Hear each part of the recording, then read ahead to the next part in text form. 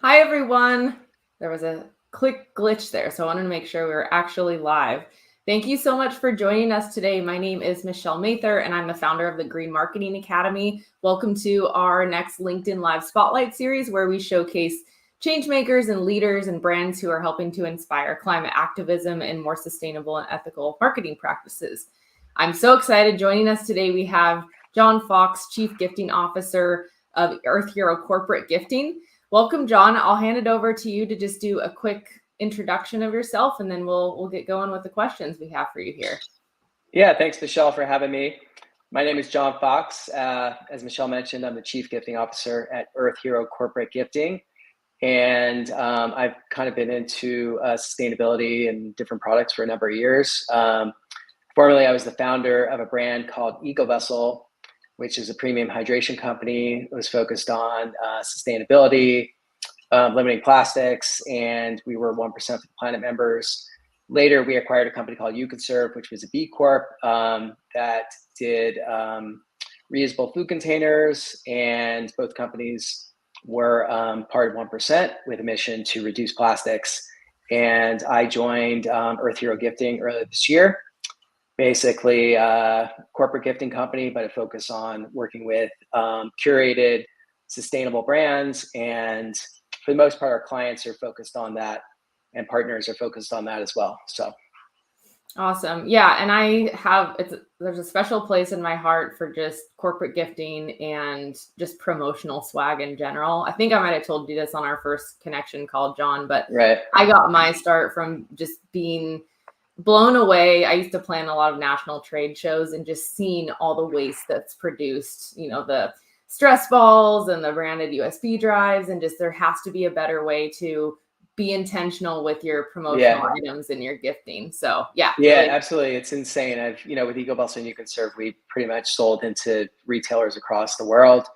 So we've been to many, many trade shows in the US, internationally, and people love to come home with stuff for their kids and family, but I'd say like 95% of that stuff winds up in the trash. So, yeah, I personally never really brought anything home unless it was something I was going to want and use long term.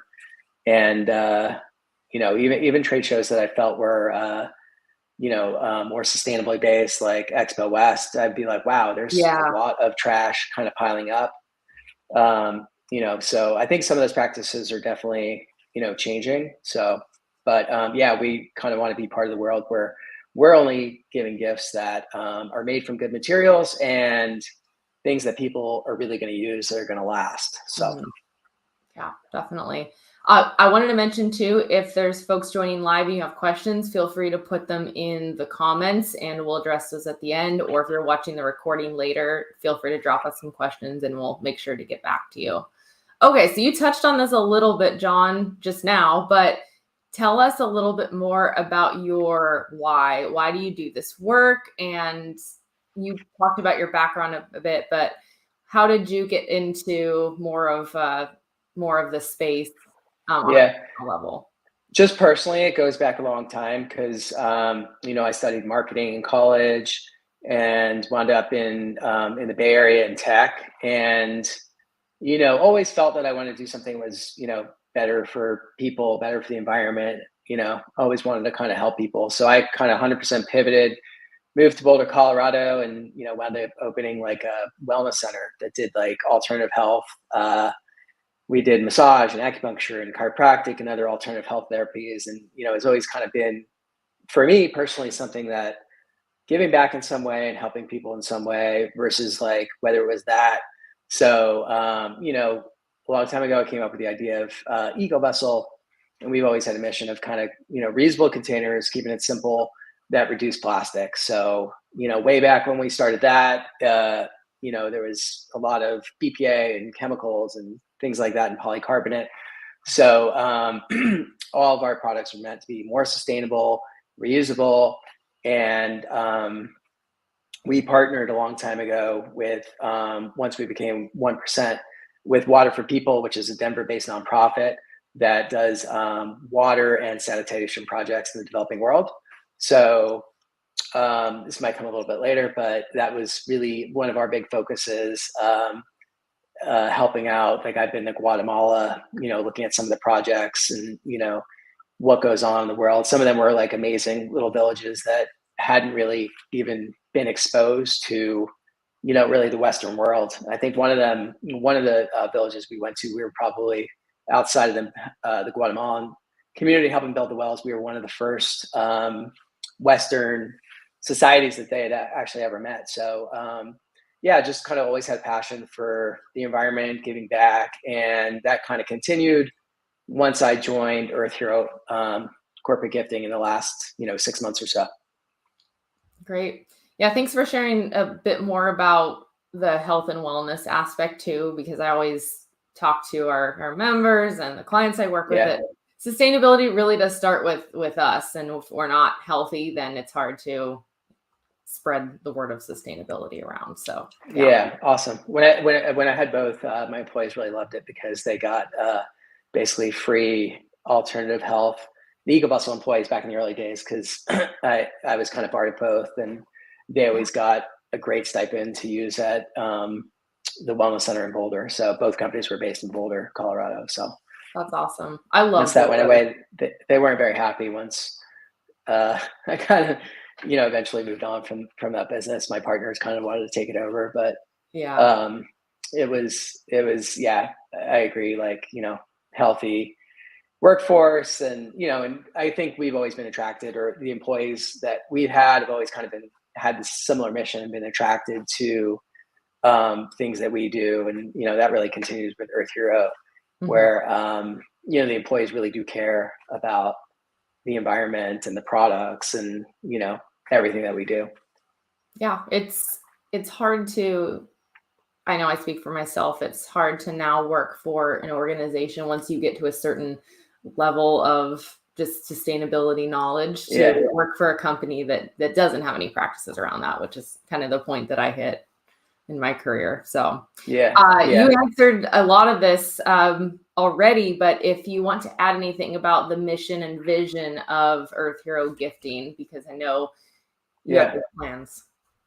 Yeah, I mean, essentially, assisting companies, helping to align gifting strategies with their own core values, which are often similar to our core values, and doing our best to curate products from companies that care about social responsibility.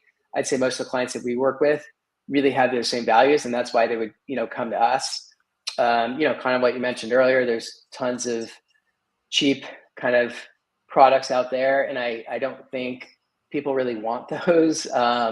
They're fun to get for a few minutes, but eventually, they're going to end up in landfills. So there's just a lot of stuff out there.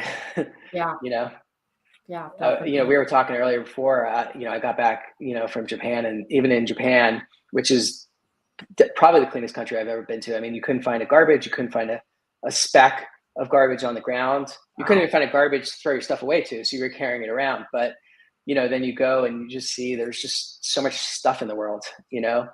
So personally, I try to be a little bit more minimalist and just buy things that I'm really going to use, and instead of acquiring things that are just going to end up in my closet, end up in a landfill.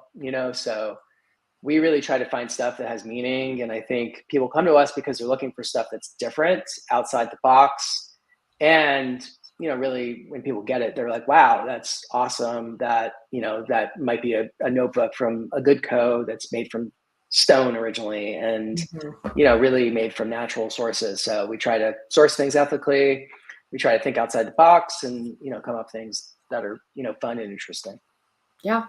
Yeah. And I'll just attest to your email list. I think I say this with everyone I bring on, because that's how I stay engaged with a lot of the brands that I invite on here. But I always just enjoy reading the messaging in your email and how you position some of the products too. So great job on that. Yeah. And hopefully we get to highlight, some brands that people aren't, familiar with, and, some things that are more interesting.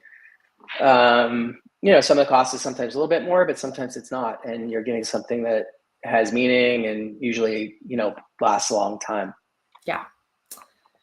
Which of the UN Sustainable Development Goals would you say EarthHero gifting is primarily focused on?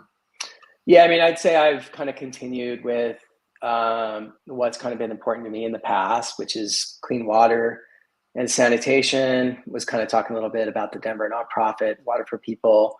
So with EcoVessel, we had, a really long standing relationship, from going and visiting and seeing some of the projects, but also donating, creating water bottles. I mean, we've done so many projects with them in the past, and bringing some of that back to EarthHero. And some of the partners that we work with, I think, have kind of similar visions or missions towards helping. Like Clean Canteen works with an organization that helps protect surf ecosystems.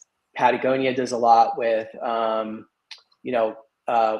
water, and their founder, obviously Yvonne Chouinard, was the founder of 1% for the Planet, so they're involved in a lot of things. But I think the waterways is one of their main partners as well. So I'd say clean water and sanitation is definitely something that we feel passionate about, and it's both in the developing world, but some of those organizations like I mentioned Clean Canteen works with are also making a big difference in the U.S. Yeah, that's awesome. That I love the partnership aspect of it, because when you think of sustainable corporate gifting, your mind automatically doesn't go to clean water. So I like how you tied that in with, we always encourage the businesses that we work with to, if you don't have a system all figured out, or a nonprofit arm, or whatever that looks like, partner with someone that does, because you can, either volunteer or make charitable contributions, and do not have to reinvent the wheel on your own. Yeah. And that's a nice thing about, like working with 1% of the Planet is that, for those that don't know, basically you're donating 1% of gross sales to environmental nonprofits, and you can kind of, choose who you want to work with. You can spread it out, and part of that does include, volunteer work.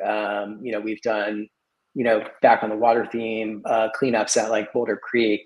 So, some of that's organized by either B Corp or 1%. But, there's a lot of organizations that you can work with and kind of still stay within, that same mission and theme for the environment. Yeah. I love this question because I get such different answers, but what do you feel like is the greatest impact that your role has when it comes to encouraging greener marketing practices? I mean, I think as far as what we do, like you mentioned, our emails, there's always really a focus on different environmental aspects that we point out within the emails. I think, probably one of the biggest things is being able to highlight brands and products and give those brands and products exposure. We work with some large brands like Hydro Flask and Patagonia and Clean Canteen that everybody's aware of. But we also work with some other companies that are super interesting that we're able to promote that maybe people have never heard of. Like, I don't know if you've heard of like Sprout World, but basically, they're pencils and they're plantable at the end of life. And they actually, use your pencil, you get it, it's a great gift, it's reasonably priced. We can even customize, with company logos. Then at the end of the life, you can, plant them, and they go in the ground, and, so it's 100% sustainable product. And we're able to, promote brands like that. A Good Co. that was mentioned making notebooks, and the paper is originally from stone. Things like that are kind of exciting. And, when we present those to clients that are looking for something that's unique, they kind of love the idea. And, the feedback's a lot of times like, wow, where did you get that? How did you come up with that? And, so that's always fun to mix in different companies in our marketing that may or may not, have national exposure, I guess. Yeah. I have some of the Sprout pencils. They're fun. I haven't planted one yet because it takes a while to use a pencil. A pencil isn't something that we use every day anymore, but so exactly. it'll last me a long time. And then finally, tell us how our audience on LinkedIn, YouTube, and our whole Green Marketing Academy community can best support you and get connected and stay in touch with what EarthHero Gifting is doing. Yeah, so obviously our website is earthherogifting.com. We've got a nice little following. We post our blog posts and things like that on our LinkedIn, so you can kind of find our LinkedIn, with the same link. I don't know if you send out links after the show or not, Yeah. but really kind of the main way that we communicate is through the website. So there's a sign up there. We obviously have chat if anyone's interested in talking, or we've got a way to join our newsletter. Michelle mentioned a couple of times that, we send those out regularly. Sometimes they're just informational things, environmental things, sustainability things. Other times we're promoting brands and products, but that's a good way to, stay informed about us. LinkedIn is where we usually post our blogs. We've got a blog section on our website as well. We do things like, interesting things and why more sustainable gifting might be more important for nonprofits and how we might align with them more. So we've tried to work more with nonprofits and offer discounts to nonprofits because, some of their products can be a little bit more expensive because they're, quality premium stuff. So, I think those are really the main ways. I'm always happy to, connect with people in person as well. It's John, no H at earthherogifting.com. So that's my personal email. And the website and LinkedIn are the other ways. Great. Yeah, and we'll link all to the blog and your email list in the notes from our live today. And I just really want to thank you for joining us. And I'll say too, because I have another client that I mentioned to you that I work with on their corporate gifting. Yeah. You don't have to wait until October to order, or November, or, close to the holidays to order your corporate gifts. I mean, especially for the items that you provide and sell, they make great, summer camping gifts. So, summer. And honestly, even if it is holidays, things get really busy. So time kind of sneaks up on you, and deadlines get, if we're doing customizations, get longer because everybody's kind of busy. So earlier is always better. Yeah. And we'll make sure that we do another post about EarthHero Gifting as we get into the fall, as people are, coming back from summer vacations and thinking about that too. But yes, thank you so much, everyone, for joining us. Yeah, we just had a comment from Fanny that the sprout pencils sound nice. So I'll have to link that in the notes as well on your website. You're still selling those on your website? we have quite a big curated selection, and kind of what I was mentioning earlier is we're trying to, offer some other options that, are more price sensitive for nonprofits and other companies that don't necessarily have huge budgets. So sometimes we, work with big tech companies but for the most part, we work with, specialize in medium-sized companies, nonprofits, things like that, or companies like that are definitely budget sensitive. So we kind of really try to have options with sustainability, but also price-wise that everybody can afford. Great. Well, thanks again for joining us. This is our last LinkedIn Spotlight series until the fall, because we're going to take a break for the summer when people are traveling and whatnot. But thank you all for joining. Please let us know if you have any questions. And we really appreciate your time, John. Yeah, appreciate it. And thank you to the Academy and you for having us on. Yeah, love it. All right. Take care.